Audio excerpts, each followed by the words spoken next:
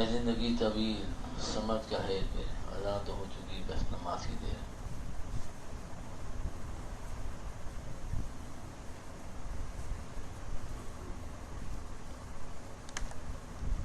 ایک جمعہ آتا ہے دوسرا جمعہ آ جاتا ہے. انسان کی زندگی بہت تیزی سے آخرت کی طرف چل رہی ہے. کچھ معلوم نہیں کس کا اسٹیشن کب آیا ہے اور اس کو اترنا پڑے. اور اسٹیشن آنے سے پہلے اگر انسان اپنی تیاری مکمل کر لے گا تو شاداں و فرما عادل خاں اور جائے گا. ورنہ اگر خدا نخواستہ اس نے اپنے اسٹیشن آنے سے پہلے تیاری نہ کی تو سوائے حسرت و افسوس کہ اس کو کچھ حاصل نہیں ہوگا. اور وہ حسرت و افسوس بھی اس وقت تو بیکار ہے. ہاں ابھی وقت ہے انسان جو ہے اللہ تعالیٰ کے سامنے بیٹھ جائے اور 3 آنسو بغیر حق مختصر رحمۃ اللہ علیہ فرمایا کرتے تھے کہ عربی کی جمع 3 سے شروع ہوتی ہے. اگر 3 آنسو اس کے نکل گئے اور کہ یا اللہ میرے گناہ معاف فرما دے، آئندہ میں اب تجھ کو ایک لمحے کے لیے بھی ناراض نہ رہوں گا، اور اس کے لیے کوشش شروع کر دے، کسی اللہ والے تعلق کر کے اپنے اصلاح کی فکر کریں تو کام بن جائے گا. اور تھانی رحمۃ اللہ علیہ کے پاس ایک چور آیا، ڈاکو آیا. اس کو اپنی اصلاح کی فکر تھی. اللہ تعالیٰ نے اس کے دل میں ایک داعیہ پیدا کیا، میرا کیا بنے گا. اللہ نے اس کو قسمت سے حضرت رحمۃ اللہ علیہ کا بھیج دیا. اس نے جا کے حضرت رحمۃ اللہ علیہ سے عرض کیا کہ میں آپ سے بحث ہونا چاہتا ہوں. حضرت نے فرمایا کہ بھائی ایسے تو میں بحث نہیں کرتا، پہلے آؤ جاؤ. پھر پوچھا اس سے کہ تم کرتے کیا تھے.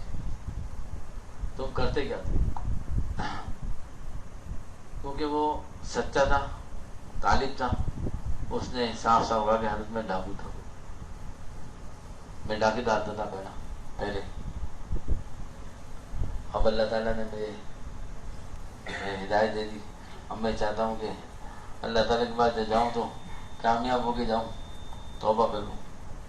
حضرت فرمایا کہ ابھی تم اس طرح تم بحث نہیں کر سکتا.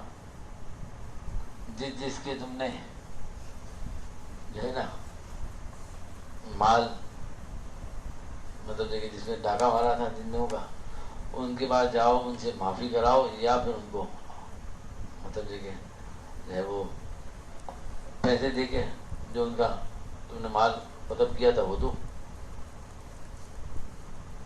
جب انسان کے دل میں طلب سچی ہوتی نا تو اللہ تعالیٰ بھی مدد فرماتے ہیں.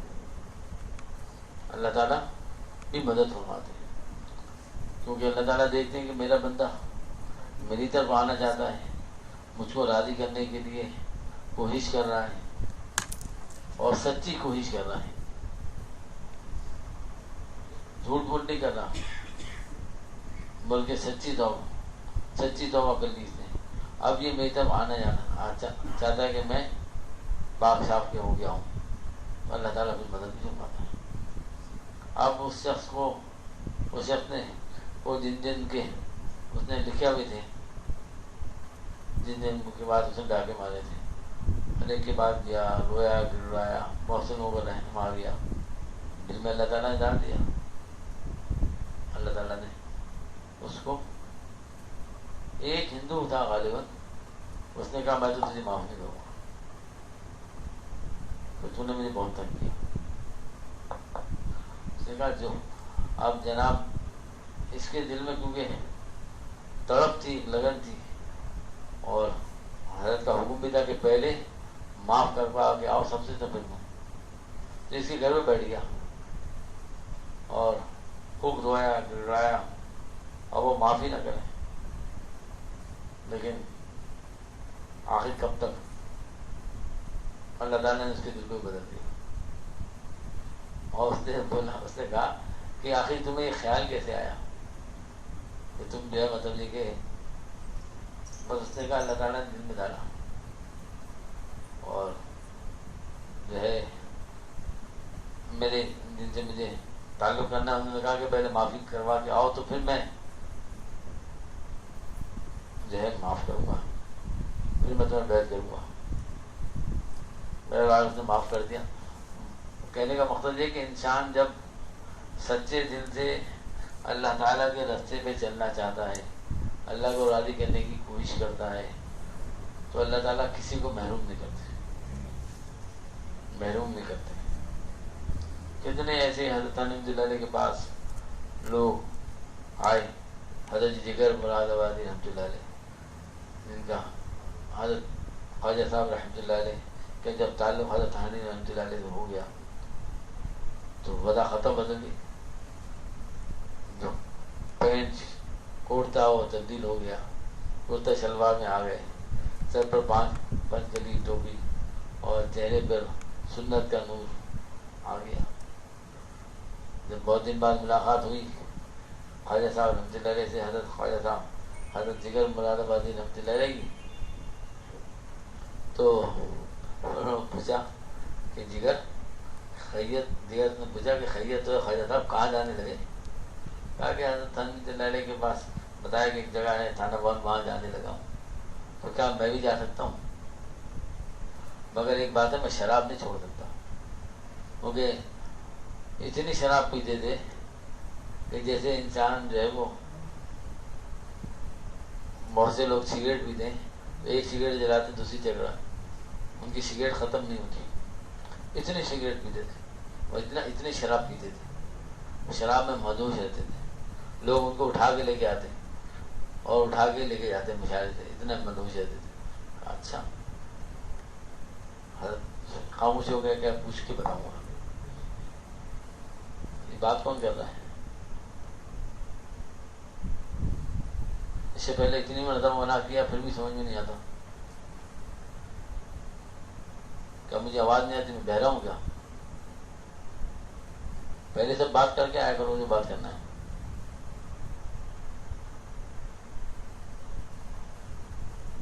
فون کو جو ہے نا بند کر لیا کرو مہربانی، 1 گھنٹے کے لیے، آدھے گھنٹے کے لیے، اور نہیں تو پھر مت آؤ، کیوں خواہ میرا بھی وقت ضائع کرتے ہو؟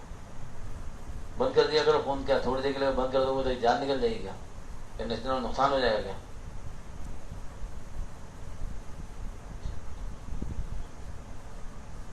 خواجہ صاحب رحمۃ اللہ علیہ نے، میں نے جو اپنے شیخ سے سنا مجھے یاد ہے، حضرت رحمۃ اللہ نے فرمایا کہ خواجہ صاحب جب گئے حضرت حنیف اللہ علیہ کے پاس تو کہا کہ حضرت ایسا ایسا جگر آنا چاہتے تھے، ایسا ایسا کہا، اور تو حضرت نے فرمایا کہ آپ نے کیا جواب دیا؟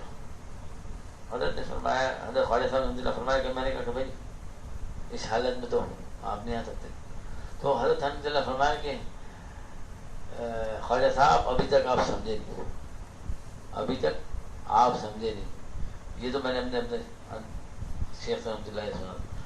اور دوسری بات یہ کہ حضرت نے فرمایا کہ ان سے کہو کہ ہم کو آنے کی اجازت ہے، لیکن مسجد، خانقاہ، مدرسہ یہ وقف، یہ اللہ تعالیٰ کی ملکیت ہے، اس میں تو میں کچھ نہیں ہو سکتا۔ میں ان کو ایک مکان لے کے دے دوں گا، اس میں وہ رہیں جیسے چاہے، جو چاہے کریں۔ یہ نہیں کہا کہ اجازت نہیں تھی کہ تم شراب بھی پینا، کہا جیسے چاہے، جس طرح سے چاہے رہیں، بھی اختیار ہے۔ اب جناب جب حضرت حنیف علیہ کا یہ ارشاد حضرت نے سنایا تو بس جناب سن لے، دوست ایام جب ایام بھلے آتے ہیں، گھات ملنے کے قربان بنا جناب خواجہ صاحب جو ہے کے ساتھ حضرت اکبر الہ آبادی اور جگر برادر رحمۃ اللہ علیہ پہنچے اور جا کے جو ہے حضرت کی خدمت میں حاضر ہوئے اور حضرت سے عرض کیا کہ حضرت 3 دعائیں کر دیجیے میری۔ مجدد کے ہاتھ تھے، اللہ اکبر، اور فرمائیے کیا دعا کروں؟ فرمایا دعا فرمائے کہ شراب چھوڑ دوں، شراب چھوڑ دوں اور مجھے حج نصیب ہو اور ایمان پر خاتمہ نصیب ہو۔ حضرت نے دعا فرما دی، اور اس کے بعد اللہ نے وعدہ خطا بھی چینج کیا، اور لوگ جو جب شراب چھوڑی تو بیمار ہو گئے، اتنے بیمار ہو گئے کہ کیونکہ آل انڈیا پورے ہندوستان کے جو ہے مطلب یہ کہ شاعر تھے، اور وہ جس مشاعرے میں جگر صاحب نہ جائے وہ مشاعرہ پورے مکمل ہی نہیں ہوتا تھا۔ لوگوں نے کہا کہ ڈاکٹروں نے کہا، بورڈ بیٹھا اور کہا جگر صاحب ایسا کریں کہ تھوڑی تھوڑی پی، ایک دم نہ چھوڑے۔ تو حضرت صاحب نے فرمایا کہ اگر تھوڑی چھوڑ دوں گا تو کیا ہوا؟ کہا کہ پھر آپ زندہ نہیں رہیں گے چند دن۔ فرمایا کہ اس سے بہتر ہے کہ میں زندہ نہ رہوں، اللہ تعالیٰ کی نافرمانی کے ساتھ جیوں، اس سے بہتر ہے کہ میں مر جاؤں۔ اللہ تعالیٰ نے صحت دے دی۔ اب خواجہ صاحب وہ حضرت جگر مادہ رحمۃ اللہ علیہ، اللہ تعالیٰ نے سفر کی، حج کی توفیق عطا فرمائی، چلے گئے حج کرے۔ وہاں انہوں نے ایک شعر کہا کہ جو ہے چلو دیکھ آئے جگر کا تماشا، سنا ہے وہ کافر مسلمان ہو گیا۔ تو یہ شعر انہوں نے کہا تھا۔ اب جناب جب حج سے واپس آئے تو تانگے میں بیٹھے تو تانگا والا وہی شعر پڑھ رہا، اور خواجہ اور جگر صاحب رو رہے ہیں اور پوچھ رہے ہیں کہ تو معلوم ہے کس کا؟ مجھے نہیں معلوم، بس صبح اٹھا تو یہ زبان پر جاری ہو گیا شعر۔ خط لکھا حضرت تھانوی رحمۃ اللہ علیہ کے، حضرت تھانوی رحمۃ اللہ فرمایا مبارک ہو کہ اللہ تعالیٰ نے آپ کی توبہ قبول کر لی۔ بتائیے کہاں شراب میں مست، ہر وقت مست رہنے والا ہوں، لیکن جب اللہ والے تعلق ہوا اور تھانوی رحمۃ اللہ تعلق ہوا تو کہا کہ کیا ہو گیا، اور پھر اللہ تعالیٰ نے ایمان پر خاتمہ کیا۔ یہ صحبت ہوتی ہے نا، اس کو معمولی نہیں سمجھنا چاہیے۔ میں پچھلی مرتبہ یاد کر رہا تھا، حضرت تھانوی رحمۃ اللہ فرمایا کہ نیک صحبت کبریت احمر ہے۔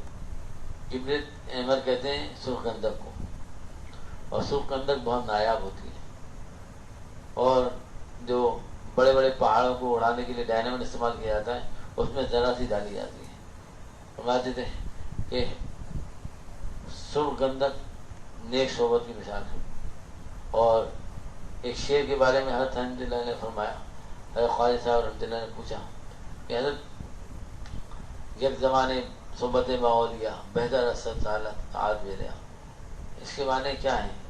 اس میں غلو نہیں ہے، شاید نے غلو نہیں کیا کہ 100 سال کی عبادت سے زیادہ افضل فرمایا بتایا۔ حضرت نے فرمایا کہ اگر میں ہوتا تو میں سے رہتا 1,00,000 سال طاعت میرا، یعنی 1,00,000 سال کی طاعت جو ہے وہ سے افضل ہے۔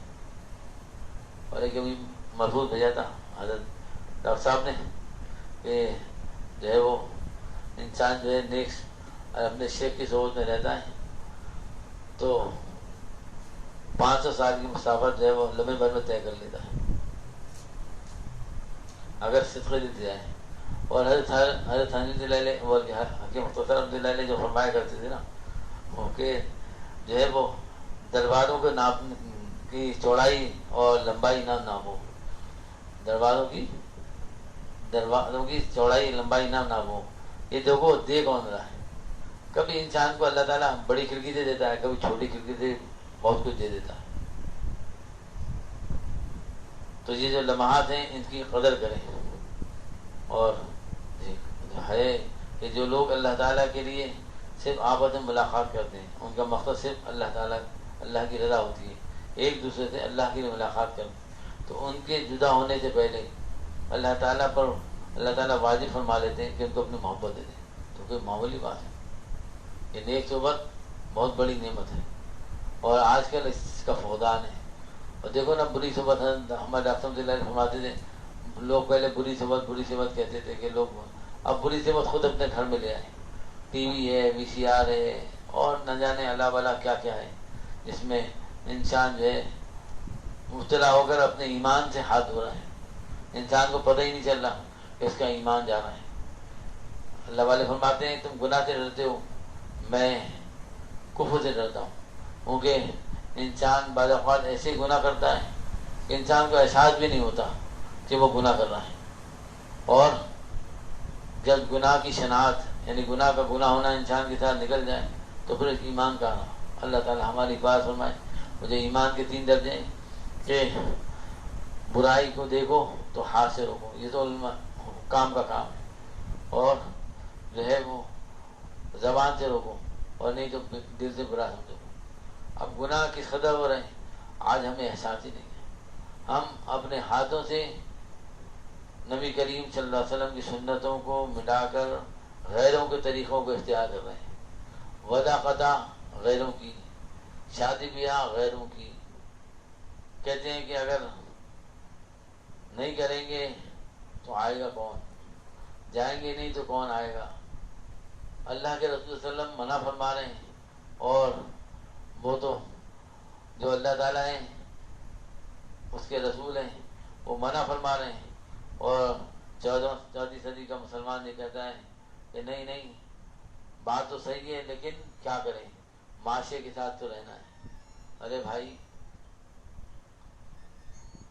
اگر اللہ ہی نہ ملا تو کیا ہوگا؟ اگر یہ انسان ہے سب کچھ مل گیا اس کو، یہ کافر ہے، ان کو دنیا کی تمام نعمتیں حاصل ہیں۔ یہ کس کا موبائل بج رہا ہے؟ ایک تو موبائل کی ٹون ادھر مت دیکھو، تم میری طرف دیکھو، تم لوگوں کو میں نے نہیں کہا کہ پیچھے دیکھے، اس ٹون کو بدلو، گانے کی ٹون کو نہیں لگانا چاہیے، گناہ ہے۔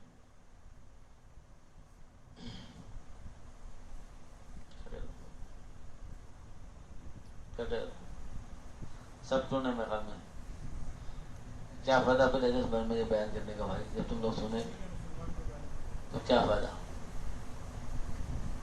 ہے؟ کیا فائدہ کیا؟ جو قریب بیٹھے ان کو تو معلوم نہیں ہے میں کیا بیان کر رہا ہوں۔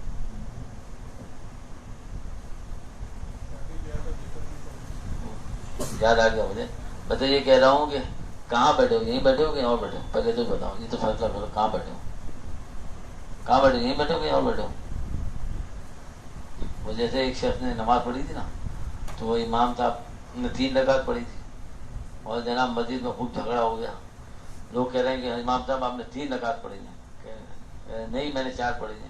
ایک آدمی بالکل خاموش بیٹھا ہوا تھا، تو لوگوں نے کہا کہ بھائی آپ بھی کچھ کہیں، آپ کیوں نہیں کہہ رہے؟ کہا میں قسم کھا سکتا ہوں کہ امام صاحب نے 3 رکعت پڑھی ہیں۔ کہنے آپ قسم کھا سکتے؟ کہنے ہاں۔ کہنے میری 4 دکانیں، روزانہ میں 4 دکانوں کا حساب کرتا ہوں، ہر رکعت میں، ایک رکعت میں ایک دکان کا حساب ہو جاتا ہے، 3 دکانوں کا حساب کیا، چوتھی دکان کا حساب ہی نہیں ہوا تھا کہ جو ہے وہ امام صاحب نے سلام بھیج دیا۔ تو یہ تو پکی بات ہے کہ 3 رکعت پڑے۔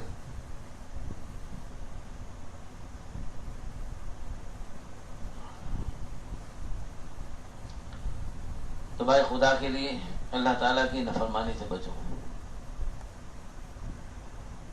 گناہ کو گناہ سمجھو، گناہ کو یہ نہ کہو کہ بھائی کیا کریں، دور حاضر میں اسی طرح چلنا ہے۔ ہائے دور حاضر کا دور تو وہی ہے بھائی، دور نہیں بدلتا، زمانہ نہیں بدلتا، زمانہ اللہ تعالیٰ ہے۔ کہتے ہیں زمانے خراب ہے، زمانہ خراب نہیں، فرمایا کہ اللہ تعالیٰ فرماتے ہیں کہ زمانہ میں ہوں، زمانے کو خراب نہ کہو۔ لوگ بدل گئے، لوگ خراب ہو گئے۔ حضرت علی رحمۃ اللہ علیہ فرماتے ہیں کہ اصل بات اصل یہ کہ دین پہ چلنا لوگوں نے چھوڑ دیا تو اس کو مشکل سمجھنے لگے۔ فرمایا کہ اس کی مثال ہے کہ ایک حکیم صاحب تھے، وہ نسخہ بہت سستا لکھتے تھے اور اچھے تھے، بڑے اچھے نمبر تھے، اور جو ہے کیا نام اس کا لوگوں کو فائدہ بھی ہوتا تھا، بہت سستی دوا لکھتے تھے۔ ایک شخص نے تعریف سنی، دور رہتا تھا کہیں، وہاں سے چل کے آیا اور حکیم صاحب کو دکھایا، حکیم صاحب نے اس کو نسخہ لکھ کے دے دیا۔ اب جب وہ اپنے گاؤں آیا تو وہ جو نسخہ لکھ کے لے کے آیا تو گاؤں میں جس جو ہے وہ عطار کے پاس جاتا، یعنی جو دوائیں بنانے والے تھے اس زمانے میں، ایسا ہوتا تھا کہ حکیم جو نسخہ لکھ کے دیتے تھے، دوائیں جو ہے کہیں اور بنتی تھی، تو وہ بیچارہ جو ہے پورے اپنے علاقے میں گھومتا رہا، لیکن معلوم ہوا کہ جناب وہ نسخہ تو دستیاب ہی نہیں ہے۔ اس نے کہا کہ حکیم صاحب تو بہت ایسا نسخہ لکھا، ایسا نایاب نسخہ لکھا کہ جو ملتا ہی نہیں۔ ایک سمجھدار آدمی نے کہا، جو سمجھدار تھا، اس نے کہا کہ بھائی حکیم صاحب نے تو بہت سستا نسخہ لکھا، لیکن یہ تمہارے جو اطراف کے لوگ ہیں نا یہی بدماش ہیں کہ وہ ایسی سستی دوائیں رکھتے ہی نہیں جس سے لوگوں کو نفع ہو، مہنگی مہنگی دوائیں رکھتے ہیں۔ مجھے اس پہ یاد آ گیا، ہمارے ڈاکٹر صاحب نے ایک مرتبہ جو ہے وہ نیو کراچی گورنمنٹ ہاسپٹل میں ایک عورت آئی بیچاری روتے ہوئے، جب یہ وہاں نیو کراچی گورنمنٹ ہاسپٹل میں کہنے لگی ڈاکٹر صاحب سے جو ہے میں نے ایک بالی تو بھیج دی ہے، اور ایک بال ڈاکٹر صاحب کو تو شاید یاد نہیں ہوگا لیکن مجھے یاد ہے، ایک بالی بھیج دی ہے اور جو ہے وہ انجیکشن اتنا مہنگا ہے، کیسے سستا نہیں ہو سکتا۔ ڈاکٹر صاحب نے دیکھا، پوچھا اسے کیا بات ہے، دیکھا تو کہا کہ تمہاری تو ضرورت ہی نہیں اتنی تھی، کس نے لکھا؟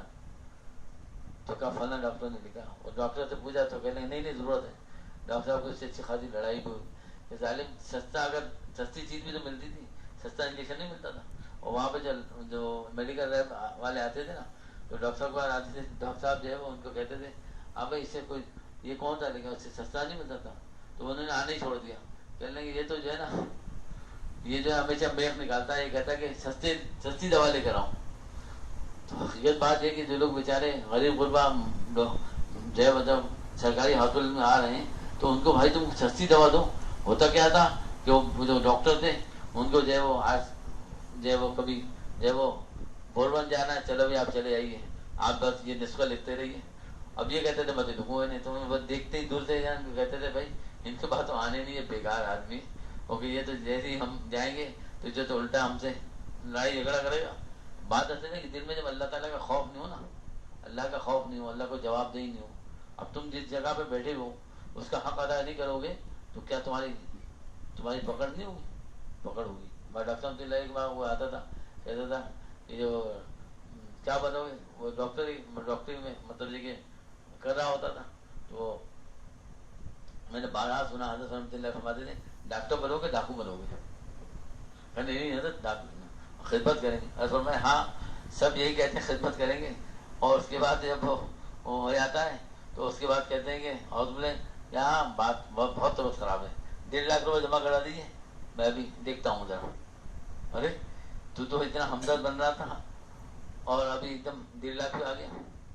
ہمارے دوست یہ بیٹے میں فہد، ان کے بھائی پیچھے بیٹھے ہیں جاسر، اس کی طبیعت خراب ہوئی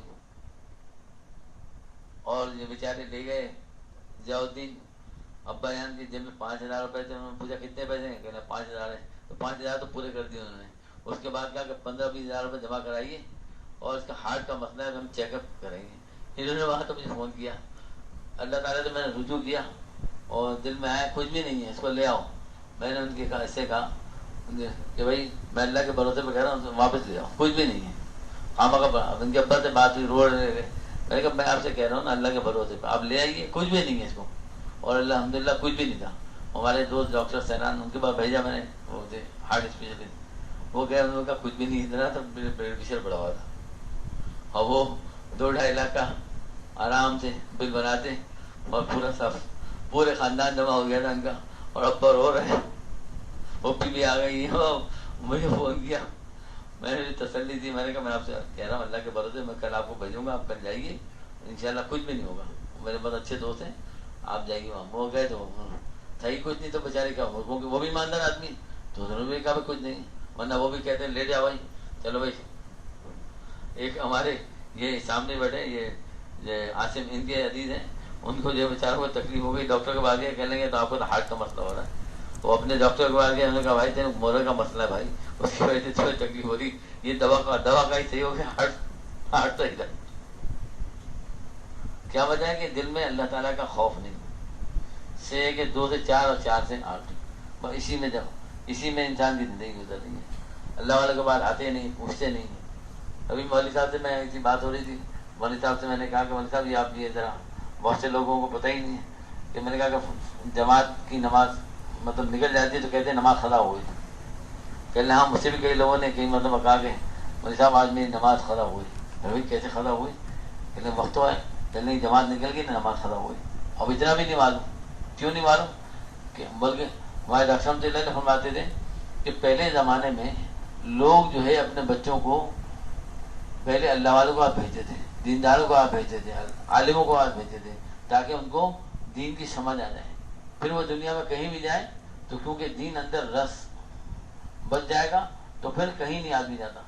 اب کیا کیا کہ جناب ہمیں فرماتے تھے کہ ابھی اولاد دنیا میں آتی نہیں ہے کہ والدین کو یہ فکر ہوتی ہے کون سے اسکول میں داخل ہونا ہے. میرے ایک دوست اللہ تعالیٰ ان کو سمجھ دیں، انہوں نے اپنے بچوں کو، میں نے پہلے بھی سنایا تھا، ماما پارسی میں داخل کرایا. جب مجھ سے پوچھا تو میں نے کہا تمہارے بچے تباہ ہو جائیں گے، خدا کے لیے مت کراؤ، ایسا مت کرو، اپنے بچوں کو اپنے ہاتھ سے مت دعا کرو.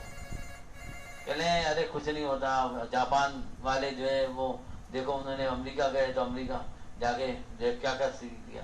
ٹھیک ہے، میں نے کہا اب تمہاری مرضی. داخل کرا دیا. کچھ ایسے بات اطلاع بھی نہیں، ایک دوست نے اطلاع دی کہ جناب ابا جان سے بیٹی نے کہا کہ ابا جان میٹنگ ہوتی ہے نا پیرنٹس میٹنگ، اس میں آپ کو چلیں، آپ جو ہے نا یہ داڑھی واڑی صاف کیجیے، پینٹ شرٹ پہنیے اور چلیے. سب وہاں ویسے آتے ہیں اور آپ جو پہن لیجیے. کیا ملا؟ سنم ملا نہ اشارے. کتنی خطرناک بات. ایمان ہی نہیں ملا تو کیا ہونا. آج چھوٹے چھوٹے بچوں کو اپنے ہاتھوں سے بچیوں کو پینٹ شرٹ بناتے ہیں. ارے ظالموں، خدا کے لیے اللہ کے واسطے اپنے بچوں کے ہاتھ پہ رحم کرو. لڑکوں کو تو پہناتے تھے، اب لڑکیوں کو بھی پہنانے لگے. اب یہ لڑکیاں جب بڑی ہوں گی تو کیا کرتا شلوار پہنیں گی؟ یہ وہی پہنیں گی. اور فرمایا لعنت، آپ صلی اللہ علیہ وسلم نے لعنت فرمائی ہے جو مرد ہو کر، جیسے آج کل مرد جو پونیاں باندھے پھر رہے ہیں، کانوں میں جو بندے ہوئے، بالکل اللہ معاف کرے، نحوست برستی چہرے پر. اللہ تعالیٰ حفاظت فرمائے. فرمایا آپ صلی اللہ علیہ وسلم نے جو عورت ہو کر مرد کی وضاحت اختیار کرے، اور جو مرد ہو کر عورت کی لعنت فرمائی. اللہ کی لعنت، اللہ کے رسول کی لعنت، اللہ کے فرشتوں کی لعنت، اللہ کی ولیوں کی لعنت. جب آدمی لعنت میں رہے گا تو کہاں سے سکون میں رہے گا؟ نہ گھر میں سکون ہوگا، نہ باہر سکون ہوگا. کمائے گا لاکھوں روپے لیکن سکون نہیں ہوگا. کیوں؟ اس کے زندگی میں سکون نکل جائے گا. جو سکون کی جگہ، جو سکون کے معاملات تھے وہ تم نے اپنے ہاتھوں سے ٹھکرائے. تم نے اپنی اولاد کو خود اپنے ہاتھ سے ذبح کیا. کیوں اپنی اولاد کو تم نے جو ہے دین نہیں سکھایا؟ اب یہی اولاد بڑی ہو کر پھر جو ہے اللہ تعالیٰ کی نافرمان بنتی ہے. پھر کیا ہوتا ہے؟ اور فرمایا کہ کل قیامت میں سب سے زیادہ عذاب ان والدین کو ہوگا جنہوں نے اپنی اولاد کی تربیت صحیح نہیں کی. یہ کوئی معمولی بات نہیں ہے. خدا کے لیے بچیوں کو کرتا شلوار پہناؤ بھائی. کیوں ان کے ساتھ ظلم کرتے ہو؟ کہتے ہیں بچی ہیں. ارے اللہ کے رسول صلی اللہ علیہ وسلم تو فرما رہے لعنت فرما رہے ہیں، اور تم کہہ رہے ہو کہ بچی ہے. تو تم مخالفت کر رہے ہو تو پھر تم کہاں سے سکون میں رہو گے؟ تمہارے پاس جو پریشانی آئے گی پھر کہو گے ہم نے تو دوا بند کر دیا.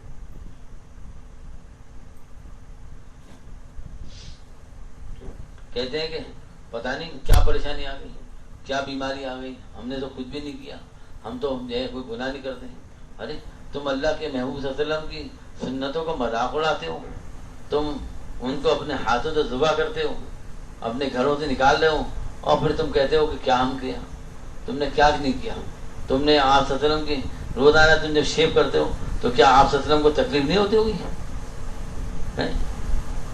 تم جب پیر و جمعرات کے دن، ایک روایت میں یہ بھی ہے کہ روزانہ تو پیر و جمعرات کے دن آپ صلی اللہ علیہ وسلم کی خدمت میں امت کے اعمال نامے پیش ہوتے ہیں نام بنام. جب ہمارے اعمال نامے پیش ہوتے ہوں گے کہ آج یہ کیا، اس لیے یہ کام کیا، تو کیا آپ صلی اللہ علیہ وسلم کو تکلیف نہیں ہوتی ہوگی؟ کیا آپ صلی اللہ علیہ وسلم نے ہم نے یتیم چھوڑا؟ ارے ہر چیز میں سنت کی اتباع کرو، ہر چیز میں، چاہے وہ شادی بیاہ ہو، چاہے وہ غم ہو، چاہے وہ خوشی ہو، کوئی بھی کام ہو، کھانا ہو، پینا ہو، پہننا ہو. اور جو اللہ تعالیٰ کے محبوب صلی اللہ علیہ وسلم کی سنتوں کو اپنائے گا اللہ تعالیٰ کا محبوب بن جائے گا. اللہ تعالیٰ نے خود ارشاد فرمایا کہ اگر تم مجھ سے محبت کرنا چاہتے ہو، یعنی اللہ تعالیٰ سے محبت کرنا چاہتے ہو تو کیا کرو؟ اللہ آپ صلی اللہ علیہ وسلم کی اتباع کرو. اور آپ صلی اللہ علیہ وسلم کی اتباع کرنا کون سا مشکل کام ہے بھائی؟ ہمارے ڈاکٹر صاحب اللہ علیہ فرماتے تھے زاویہ نگاہ بدل لو. کیا مشکل ہے بھائی؟ تمہیں کھانا بھی کھانا ہے لیکن ذرا سا یہ سوچ لو، ایک لمحے کو ذرا سا کیا کرو کہ بھئی آپ صلی اللہ علیہ وسلم نے کس طرح سے کھانا کھایا تھا، ویسے کھانا کھا لو. جو طریقہ ہے دسترخوان، میں نے اپنے ایک دوست کو بھی بتایا تھا، پتہ نہیں ان کی شاید نکاح کا ہو رہا تھا تو میں نے ان کو سمجھائی بات کہ بھائی خدا کے لیے سنت کا اہتمام کرو، دسترخوان بچھاؤ بعد میں، پہلے لوگوں کو بٹھاؤ۔ لوگ کیا کرتے ہیں، دسترخوان پہلے بچھاتے ہیں، گھروں میں بھی ہوتا ہے کہ دسترخوان بچھا دیا، کھانا رکھ دیا، اس کے بعد بلایا۔ یہ کھانے کی توہین ہے، بے ادبی ہے، یہ گناہ ہے۔ خدا کے لیے اس سے بچو۔ پہلے بیٹھ جاؤ، ایک آدمی بیٹھ جائے، دسترخوان بچھا لے، اس کے بعد کھانا رکھ لے، پھر دوسروں کو بلا لے۔ لیکن یہ نہ کرو کہ دسترخوان پہ کوئی نہ بیٹھا ہو، اور اٹھتے وقت بھی یہی کام ہونا چاہیے کہ جب بیٹھا ہو، ایک آدمی بیٹھا رہے، باقی دسترخوان اٹھوا لے اور اس کو لپیٹ لیں، پھر اٹھے آدمی۔ یہ دسترخوان کا ادب ہے، یہ سنت ہے، اور جو سنت پہ عمل کرے گا تو وہ دنیا میں بھی کام ہوگا، آخرت میں بھی کام ہوگا۔ تو عرض کر رہا تھا کہ بھائی خدا کے لیے سنتوں کا اہتمام کرو۔ ایک سنت آپ صلی اللہ علیہ وسلم کی دنیا جہاں سے زیادہ قیمتی ہے، اور 100 شہیدوں کا ثواب، 50 صحابہ کا عمر۔ میں نے پچھلی مرتبہ بھی کہا، عرض کیا تھا کہ خدا کے لیے مسواک کا اہتمام کرو۔ کس کس نے مسواک کا اہتمام کیا تھا بتائے گا مجھے؟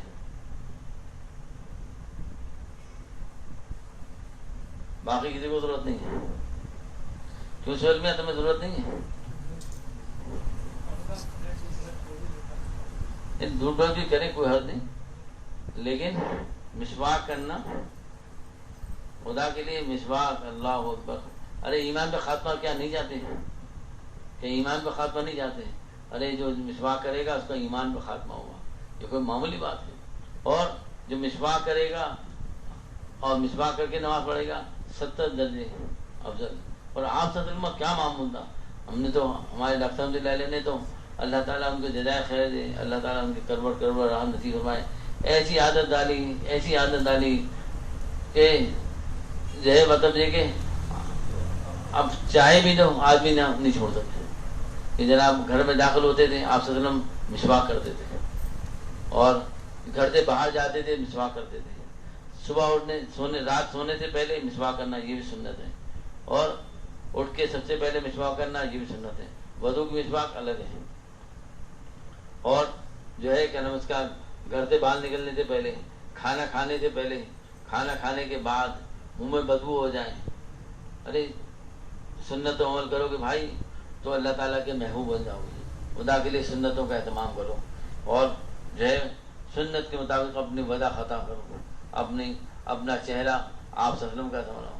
کیا آپ صلی اللہ علیہ وسلم کا چہرہ کیا آپ کو اچھا نہیں لگتا؟ کیا آپ صلی اللہ علیہ وسلم کا چہرہ اللہ تعالیٰ کو محبوب نہیں تھا؟ جو ہم آپ صلی اللہ علیہ وسلم کا چہرہ بنانے میں آڑ محسوس کرتے ہیں۔ ارے غیر مسلم تو جو ہے وہ اللہ تعالیٰ کی نافرمانی پر جو ہے ڈٹے ہوئے ہیں، اور ہم اللہ کے محبوب صلی اللہ علیہ وسلم کی سنتوں عمل کر کے شرماتے ہیں۔ ارے سر پر ٹوپی کر رکھنا شرم آتی ہے۔ کیوں شرم آتی ہے بھائی؟ کیا کوئی گناہ کر رہا ہو؟ کیا آپ صلی اللہ علیہ وسلم کی یہ سنت نہیں تھی کہ آپ صلی اللہ علیہ وسلم سر ڈھانکتے تھے؟ سر ڈھانک کے کھانا سنت ہے، سر ڈھانک کے کھانا سنت ہے۔ اور بہت سی جگہ ہمارے ایک دوست نے مجھے بتایا کہ ہمارے گھر کی خواتین تو جب واش روم جاتی ہے تو سر ڈھانک کے نہیں جاتی، بلکہ دوپٹہ اتار کے جاتی ہے۔ میں نے کہا لو، اور جنوں کو دعوت دے دی ہیں کہ جن آؤ ہمارے اوپر آ جاؤ۔ جس گھر میں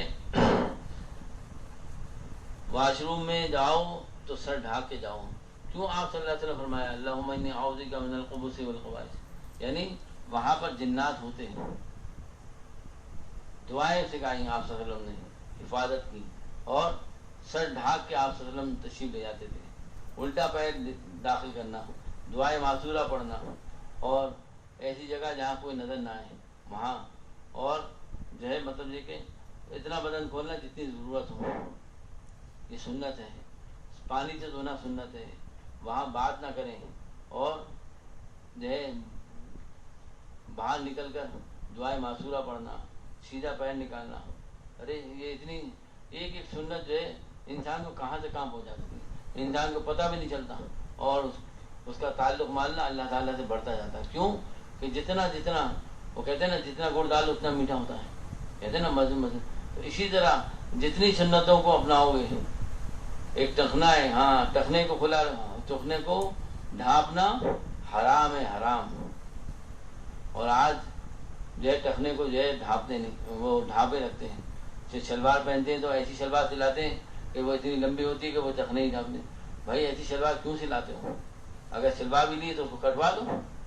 شلوار ٹخنے فرمایا آپ صلی اللہ علیہ وسلم نے، جس کا مفہوم ہے کہ 3 شخصوں کے بارے میں آپ صلی اللہ علیہ وسلم فرمایا کہ اللہ تعالیٰ کل قیامت کے دن ان سے بات نہیں فرمائیں گے، ان سے ان کا تزکیہ نہیں فرمائیں گے، اللہ اکبر،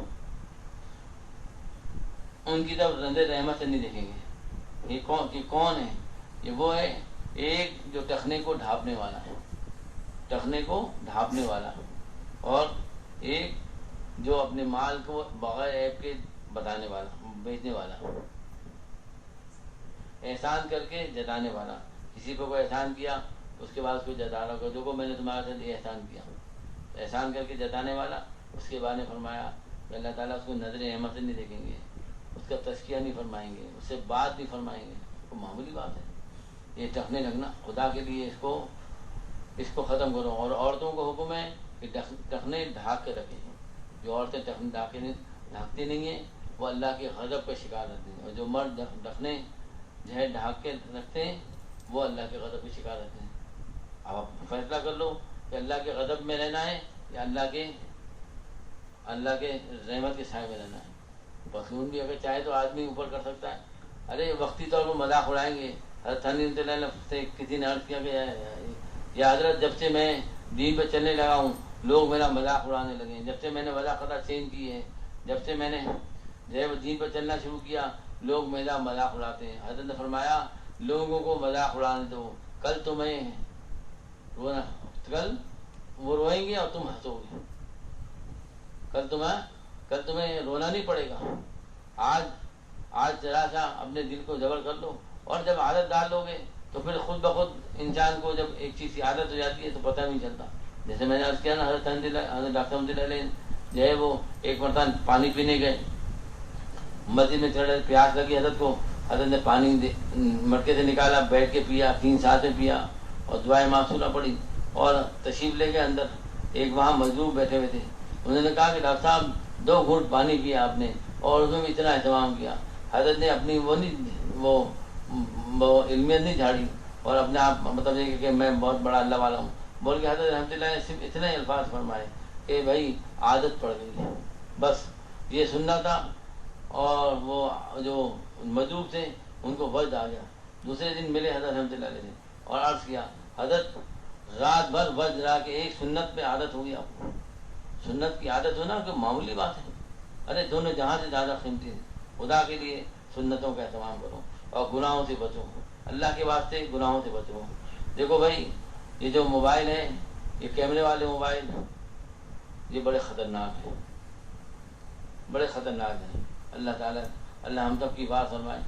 کتنے واقعات میرے سامنے آتے رہتے ہیں اور لوگ آتے رہتے ہیں، اپنے حالات بتاتے ہیں، دکھ بھی ہوتا ہے، کیوں کہ یہی جو ہے نا بس اللہ تعالیٰ کی آہستہ آہستہ انسان اللہ تعالیٰ کی نافرمانی دھستا چلے جاتا ہے، اس کو پتہ بھی نہیں چلتا۔ اور بری صحبت سے بچو، برے دوستوں سے بچو۔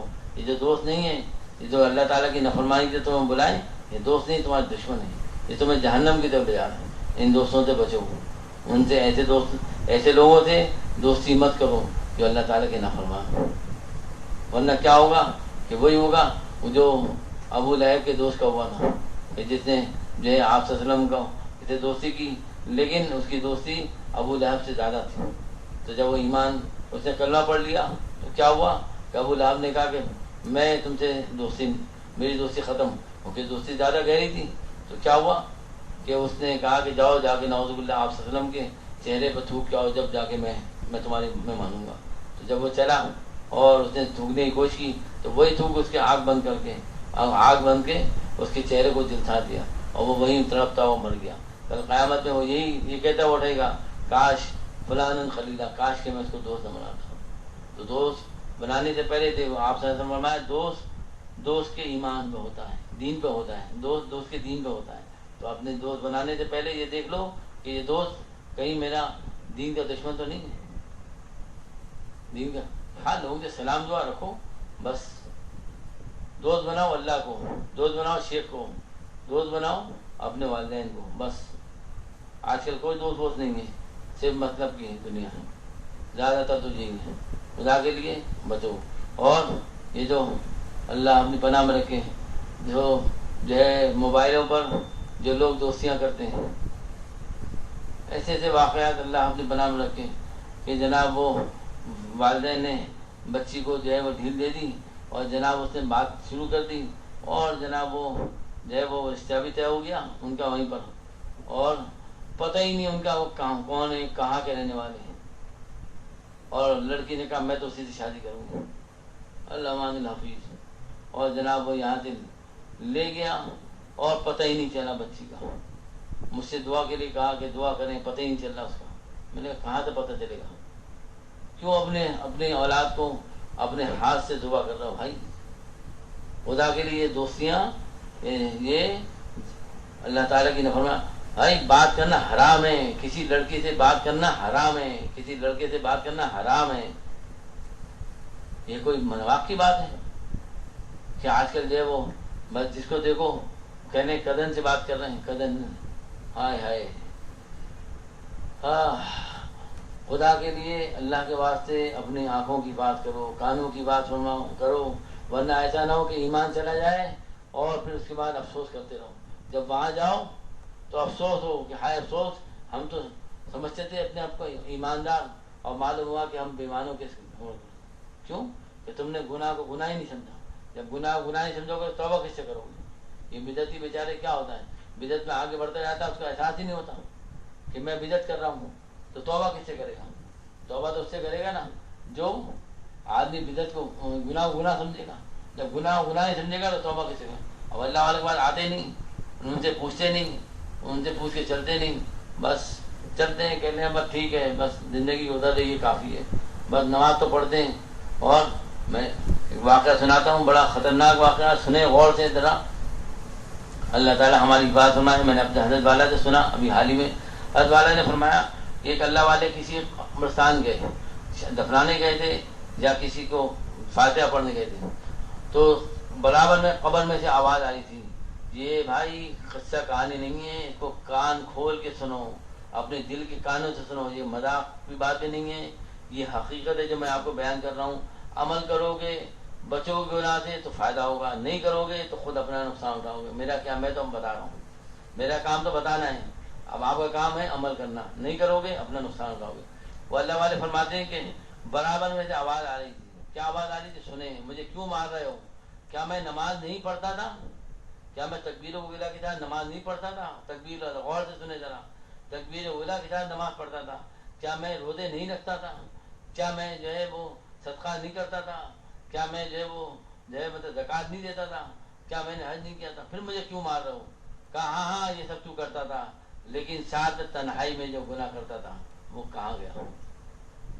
یہ جو موبائل ہے نا، موبائل اور یہ نیٹ، اور جو تنہائی میں کوئی نہیں دیکھ رہا لیکن ایک دیکھ رہا ہے، جو کرتا ہے جو چھپ ہے تو اہل جہاں سے، کوئی دیکھتا ہے تو یہ آسمان سے، ایک دیکھنے والا دیکھ رہا ہے اور دو لکھنے والے لکھ رہے ہیں، اور زمین گواہ بن رہی ہے، آسمان گواہ بن رہا ہے، جگہ گواہ بن رہی ہے، اللہ دیکھ رہے ہیں، کوئی نہیں دیکھ رہا، ماں باپ نہیں دیکھ رہے اور دوست کوئی نہیں دیکھ رہا، لیکن اللہ تو دیکھ رہا ہے۔ تنہائی کی گناہ سے اس کی پٹائی ہو رہی تھی، آواز آئی، فرمایا خوفناک قسم کی آواز آئی کہ جو ہے تو تنہائی میں کیا کرتا تھا، تنہائی کی گناہ میں جو کرتا تھا یہ اس کی سزا ہے۔ فرمایا کہ جو لوگ تنہائی میں، ظاہر میں تو بڑے متقی بنتے ہیں کہ محب اللہ صاحب جا رہے ہیں نماز پڑھنے، خوب تکبیر اولا کے ساتھ جا رہے ہیں، خوب ذکر کر رہے ہیں، لیکن تنہائی میں گناہ سے نہیں بچ رہے، تو فرمایا ایمان پہ خاتمہ نہیں ہوگا، ایمان پر خاتمہ نہیں ہوگا۔ یہ میں نہیں کہہ رہا بھائی، یہ میں اللہ والوں کی باتیں آپ کے سامنے پیش کر رہا ہوں۔ اللہ کے واسطے اپنے آپ کے وہاں پر رحم کھاؤ، اپنی اولاد کے ہاں اپنے اولاد پر رحم کھاؤ، ان کو گناہ سے بچاؤ، قوا انفسکم واہلکم نارا وقودها الناس والحجارہ، اور اپنے گھر والوں کو جہنم کی آگ سے بچاؤ جس کا ایندھن انسان اور پتھر ہے۔ دیکھو گھر میں تعلیم کرو، حضرت حنیف اللہ علیہ کے بیشتر زیور پڑھو، تعلیم الدین پڑھو، حیات المسلمین پڑھو، کوئی وقت نکالو بھائی خدا کے لیے، اور جزائر الاعمال پڑھو، پتہ تو چلے گناہ کیا ہے، تمہیں تو پتہ ہی نہیں ابھی کیا ہے گناہ، جب گناہ ہی نہیں پتہ تو تم توبہ کس سے کرو گے، کس طرح سے شیخ کرے، وہ کون سے گناہ ہیں کیا پتہ ہی نہیں۔ تو اللہ کے واسطے ان کتابوں کو پڑھو، حضرت حنیف اللہ علیہ کی جو یہ کتابیں ہیں یہ بہت قیمتی کتابیں، حیات المسلمین ہے، بیشتر زیور ہے، جزائر الاعمال ہے، تعلیم الدین ہے، یہ پڑھو کتابیں، تاکہ تو آداب المعاشرت ہے، معاشرت کے حقوق معاشرت کے لوگوں نے اپنے لوگوں سے نکالا ہوا ہے. اپنی ذات سے کسی کو تکلیف نہ دو، اپنی ذات سے کسی کو تکلیف نہ دو. جو چیز جہاں لو گھر میں وہیں رکھو، ورنہ یہ بھی گناہ کبیرہ ہے. مفتی محمد شفیع صاحب رحمۃ اللہ علیہ نے ایک مرتبہ اپنے بچوں کو جمع فرمایا اور فرمایا کہ بچوں، اماں تم لوگ یہ جو ہے اماں جان نے شکایت کی ہے کہ تم لوگ چیزیں جگہ پہ نہیں رکھتے ہیں، چیزیں جہاں سے لیتے ہو وہاں نہیں رکھتے ہیں. دیکھو جو چیز جہاں ایک مقرر ہے، مثال کے طور پر تولیہ ہے جو مشترکہ ہے، اور وہیں ایک جگہ مقرر کی ہوئی ہے، اور وہاں پر آپ نے لیا اور لیا کہ کہیں اور ٹنگا دیا، اور اب دوسرا آدمی جب اس کو ضرورت پڑی اس نے تلاش کیا، اس کو نہیں ملا. جتنی دیر اس کو تلاش کرنا پڑی وہ گناہ کبیرہ ہوا.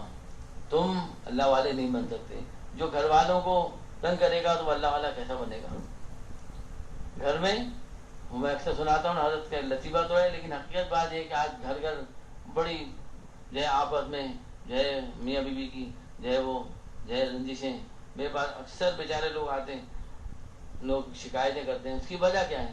بات یہ ہے کہ اپنی گھر والوں کو دین ہی نہیں سکھایا. جب دین نہیں سکھایا تو پھر لازمی آتا کیا ہوا کہ وہ جناب وہ باس نے کہا کہ جب باس سے لڑائی ہوئی تو گھر آ گئے تو پوچھا بیگم نے کہ کیا بات ہے بھائی، آج آپ بہت جلدی آ گئے، آپ تو مطلب بہت وقت سے پہلے آ گئے. کہا باس سے لڑائی ہوئی تھی. تو کیا ہوا؟ کہنے باس نے کہا جاؤ جہنم میں. تو کہنے میں گھر آ گیا. تو آج جہنم کا بنا. کیا وجہ ہے؟ کہ ہر آدمی کہتا ہے میرا حق ادا کرو، بیوی کہتی ہے میرا حق ادا کرو، شوہر کہتا ہے میرا حق ادا کرو. ایثار نہیں ہے، ایثار نہیں ہے. ارے معاف کرنے میں بڑا فائدہ ہے، خدا کی قسم معاف کرنے میں بڑا فائدہ ہے. جو لوگ اللہ کے لیے معاف کرتے ہیں کل قیامت میں دن اللہ تعالیٰ ان کو ہی معاف کریں گے. اور جو ہے ذرا سی باتوں کو پکڑیں گے اور جو ہے ایک دوسرے پر ٹونٹی کریں گے، ایک دوسرے کو جو ہے وہ لعنت وانت کریں گے، تو کیا ہوگا؟ یہ ہوگا کہ اللہ تعالیٰ کی بھی رحمت ختم ہو جائے گی، اللہ کی رحمت ختم ہو جائے گی.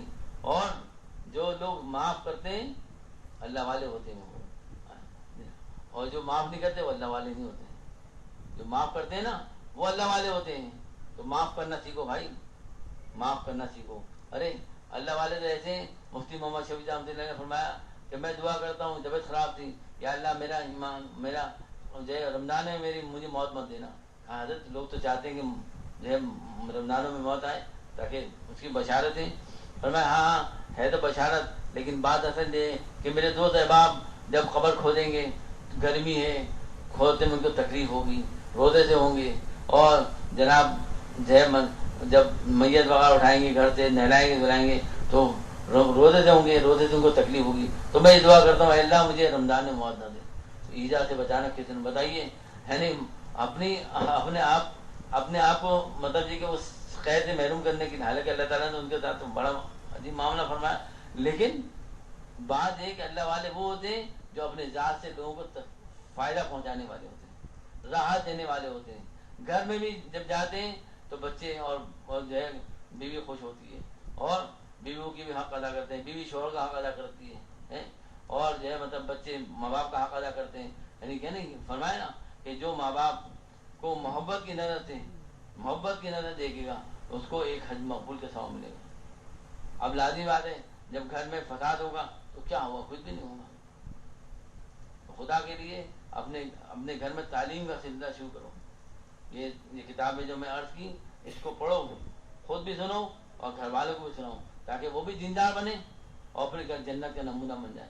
حضرت حکیم اختر صاحب رحمۃ اللہ علیہ فرمایا کرتے تھے کہ دیکھو بھائی مری جاتے ہو نا تو مری آنے سے پہلے ٹھنڈی ہوائیں آنی شروع ہو جاتی ہیں، لوگ سمجھ جاتے ہیں مری آ گئی.